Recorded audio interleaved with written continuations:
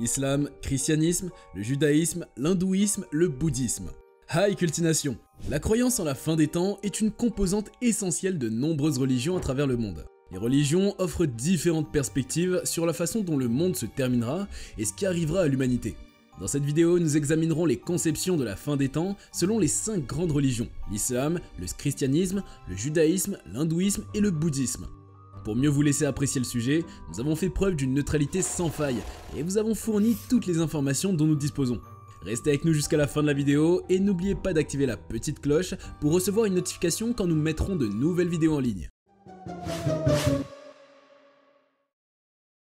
La fin des temps dans l'islam. La fin des temps, également connue sous le nom de Qiyamah en islam, est décrite dans le Coran et les hadiths. Les musulmans croient en l'arrivée d'un jour du jugement où chaque individu sera tenu responsable de ses actions dans cette vie.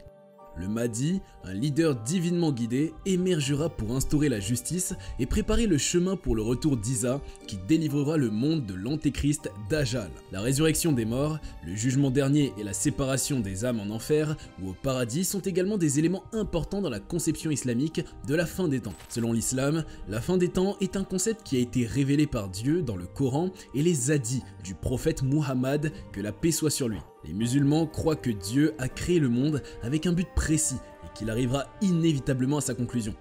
Les signes précurseurs de la fin des temps sont nombreux et sont décrits dans les écrits islamiques. Parmi ces signes, on trouve la propagation de l'injustice et de la corruption, l'augmentation de la violence et des guerres, l'émergence de faux prophètes et la diminution de la moralité dans la société. Un de ces signes majeurs de la fin des temps dans l'islam est la venue de l'antéchrist, connu sous le nom de Dajjal. Selon les enseignements islamiques, Dajjal est une figure trompeuse qui apparaîtra à la fin des temps pour semer le chaos et la confusion. On dit qu'il aura des pouvoirs extraordinaires et qu'il cherchera à égarer les gens en prétendant être un messager de Dieu. Cependant, les croyants sont avertis de ne pas succomber à ces tromperies et de rester fidèles à leur foi. Un autre signe important de la fin des temps est la descente de Jésus Isa sur terre.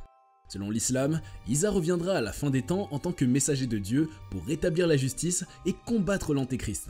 Sa venue est considérée comme un événement majeur qui marquera la fin de la domination de l'antéchrist et le début d'une ère de paix et de justice.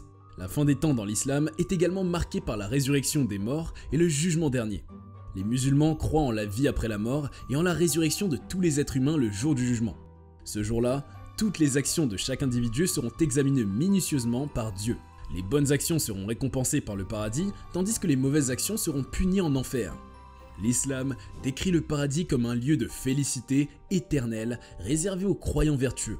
Il est décrit comme un endroit où les désirs sont comblés, où règne la paix et où les croyants jouissent de la proximité de Dieu. En revanche, l'enfer est présenté comme un lieu de châtiment pour ceux qui ont mené une vie de méchanceté et de désobéissance envers Dieu. Les descriptions de l'enfer dans l'islam soulignent son caractère punitif et les souffrances qu'il inflige aux âmes coupables. La croyance fondamentale en la fin des temps, le jour du jugement et la vie après la mort reste un élément central de la foi islamique. La fin des temps dans le christianisme. La fin des temps, également connue sous le nom d'Apocalypse, est un concept central dans le christianisme. Il fait référence à la croyance en un événement futur où Dieu interviendra pour mettre fin à l'histoire humaine telle que nous la connaissons. Cette période finale sera caractérisée par des signes et des événements apocalyptiques, la résurrection des morts, le jugement dernier et l'établissement d'un nouveau ciel et d'une nouvelle terre. Selon la doctrine chrétienne, la fin des temps est étroitement liée à la seconde venue de Jésus-Christ, encore appelée la parousie. Les chrétiens croient que Jésus, après avoir été crucifié, est ressuscité et est monté au ciel, promettant de revenir un jour. Cette période sera marquée par la montée de l'antéchrist, une figure maléfique qui trompera les gens et cherchera à établir son règne sur terre. La Bible décrit cet événement dans le livre de l'Apocalypse où il est écrit que Jésus reviendra avec puissance et gloire pour juger les vivants et les morts. La nature exacte de la fin des temps et la chronologie des événements qui s'y dérouleront sont des sujets de débat parmi les théologiens chrétiens. Certaines écoles de pensée adoptent une approche littérale de l'Apocalypse, interprétant les prophéties comme des événements physiques et littéraux qui se produiront dans le futur. D'autres adoptent une interprétation plus symbolique, considérant l'Apocalypse comme une allégorie de la lutte entre les forces du bien et du mal. Quelle que soit l'interprétation spécifique, plusieurs thèmes communs émergent dans la compréhension chrétienne de la fin des temps. Tout d'abord, il y aura une période de troubles et de tribulations sans précédent. La Bible parle de guerre, de famine, de peste et des catastrophes naturelles qui précéderont la fin. Ces événements sont considérés comme des signes annonçant l'approche imminente de la fin des temps. Ensuite, il y aura la résurrection des morts. Selon la croyance chrétienne, à la fin des temps, Dieu ressuscitera tous les morts pour les juger. Les justes seront récompensés par la vie éternelle avec Dieu, tandis que les méchants seront condamnés à l'enfer. Ce jugement dernier est considéré comme l'accomplissement ultime de la justice divine. La fin des temps sera suivie par l'établissement d'un nouveau ciel et d'une nouvelle terre. La Bible décrit la vision d'un royaume céleste où la paix, la justice et l'amour régneront éternellement. Il est important de noter que cette vision diffère des idées de destruction totale ou de fin du monde dans le sens strict du terme. Au contraire, il s'agit d'une transformation radicale et d'une restauration de la création de Dieu. La fin des temps dans le judaïsme, connue sous le nom d'Aharit Hayamim, la fin des temps est considérée dans la tradition juive comme un moment de grande transformation et de réparation. Elle est associée à la réalisation des promesses divines faites au peuple juif et à l'accomplissement des prophéties bibliques. Les racines de la fin des temps dans le judaïsme peuvent être trouvées dans les prophéties de l'Ancien Testament, en particulier dans les livres des prophètes tels que Isaïe, Jérémie et Ézéchiel. Ces prophètes ont annoncé la venue d'un temps où la justice régnerait et où le peuple juif serait rassemblé dans sa terre ancestrale. Ils ont décrit un Messie qui serait un descendant du roi David et qui gouvernerait avec droiture et sagesse. Selon certaines croyances, la fin des temps marquera aussi la fin de l'exil juif et le retour du peuple juif sur la terre d'Israël. Ce retour est considéré comme un élément crucial dans la restauration de la souveraineté juive et l'établissement d'un âge de paix et de justice. Un thème central dans la vision juive de la fin des temps est l'avènement du Messie, connu sous le nom de Mashiach en hébreu. Selon la croyance juive, le Messie sera un descendant du roi David et sera investi d'une autorité spirituelle et politique. Il jouera un rôle clé dans la réalisation de la rédemption finale, rétablissant la justice et la vérité dans le monde. L'arrivée du Messie est considérée comme un événement transcendant qui apportera la paix et l'harmonie universelle. L'un des concepts associés à la fin des temps dans le judaïsme est la résurrection des morts, appelée Tekiat ha-Maïtaïm. Selon la tradition juive, à la fin des temps, Dieu ressuscitera les morts et leur accordera une nouvelle vie éternelle. Cette idée reflète la croyance en une vie après la mort et en une rétribution finale pour les justes. La résurrection des morts est considérée comme une étape importante dans la réparation du monde et dans l'accomplissement du dessein divin. Un autre thème récurrent dans la vision juive de la fin des temps est la guerre finale, connue sous le nom de Gog ou Magog. Selon certaines interprétations bibliques, il y aura une confrontation majeure entre les forces du bien et du mal avant l'arrivée du Messie. Cette guerre est souvent décrite comme un événement apocalyptique où les ennemis d'Israël seront vaincus et la domination de Dieu sera établie sur toute la terre. La guerre de Gog ou Magog est considérée comme une étape décisive dans le processus de rédemption. Dans l'ensemble, la fin des temps dans le judaïsme est une période d'espoir et d'attente. Elle représente la réalisation des promesses divines et l'établissement d'un monde parfait où la justice et la paix régneront. La fin des temps dans l'hindouisme. L'hindouisme envisage la fin des temps comme un cycle éternel de création, de destruction et de régénération. Selon les écrits védiques, l'univers connaît des cycles cosmiques infinis, chaque cycle étant appelé un kalpa. La conception cyclique de la fin des temps dans l'hindouisme est liée à la doctrine du karma et de la réincarnation.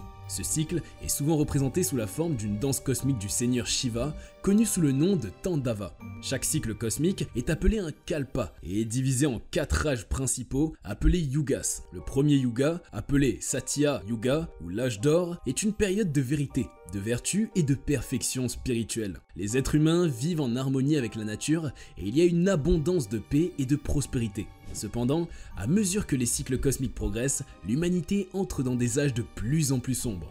Le deuxième yuga est appelé Treta Yuga. Dans cette période, la vérité et la vertu commencent à diminuer et les êtres humains commencent à connaître des conflits et des désaccords. Les qualités spirituelles et morales sont moins présentes et les gens commencent à s'éloigner de la voie spirituelle. Le troisième yuga, appelé Dvapara Yuga, est cette période où les conflits et les divisions augmentent encore davantage. Les valeurs morales se détériorent et la spiritualité est encore plus négligée. Les gens se tournent de plus en plus vers les plaisirs matériels et l'avidité. Enfin, le quatrième et dernier yuga est appelé Kali Yuga. C'est l'âge le plus sombre de tous. Selon les textes hindous, nous vivons actuellement dans le Kali Yuga. Dans cette période, la vérité est cachée, la vertu est rare et les êtres humains sont profondément enracinés dans l'ignorance. Les conflits, la violence, la corruption et la souffrance sont prédominants. L'hindouisme prophétise que le Kali Yuga sera marqué par une dégradation progressive de la société humaine. Les valeurs morales et éthiques seront perdues et la corruption et l'injustice régneront. La nature sera également déséquilibrée avec des catastrophes naturelles de plus en plus fréquentes et dévastatrices. Selon les textes sacrés tels que les Puranas et les Vedas, à la fin du Kali Yuga, un grand cataclysme se produira, détruisant tout sur Terre. Cela marquera la fin du cycle cosmique en cours. Cependant, il est important de noter que la fin des temps dans l'hindouisme n'est pas perçue comme une fin absolue, mais plutôt comme un moyen de recommencer le cycle de création, de préservation et de destruction. Après la destruction, un nouveau cycle cosmique commencera avec un nouvel âge d'or, où la vérité, la vertu et la spiritualité prédomineront à nouveau. Ce cycle de création et de destruction est perpétuel, sans début ni fin réelle. La fin des temps dans le bouddhisme. Le bouddhisme ne se concentre pas sur une fin des temps cosmique, mais plutôt sur la fin du cycle de la souffrance individuelle. Le Bouddha a enseigné que l'existence est caractérisée par la souffrance, mais que la libération, nirvana, peut être atteinte en éliminant les causes de la souffrance. La fin des temps, dans le bouddhisme, est donc liée à l'atteinte de l'éveil spirituel et à la cessation de la renaissance. Selon les enseignements bouddhistes, le monde est soumis à un cycle de naissance et de mort appelé samsara. Le samsara est le cycle incessant de renaissance, de vie et de mort dans lequel les êtres vivants sont pris, soumis à la souffrance causée par l'attachement et l'ignorance. Dans ce contexte, la fin des temps est considérée comme la cessation de ce cycle de renaissance et la réalisation de l'état de nirvana, qui est la libération finale de la souffrance.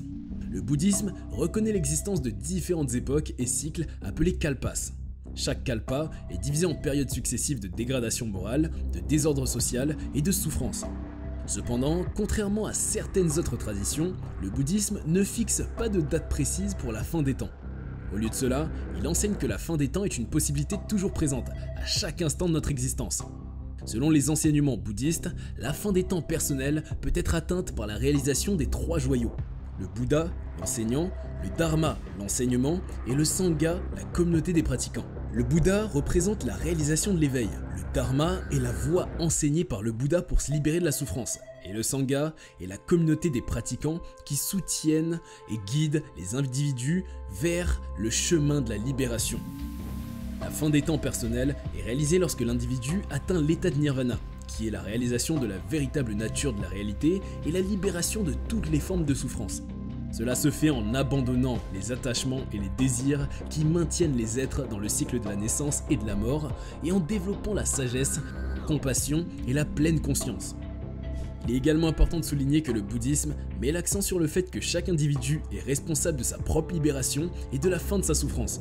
Les bouddhistes sont encouragés à pratiquer les enseignements de Bouddha de manière diligente et à cultiver les qualités nécessaires pour atteindre l'éveil. Nous sommes à la fin de cet épisode. Nous vous remercions pour votre attention et espérons que cette vidéo vous a plu.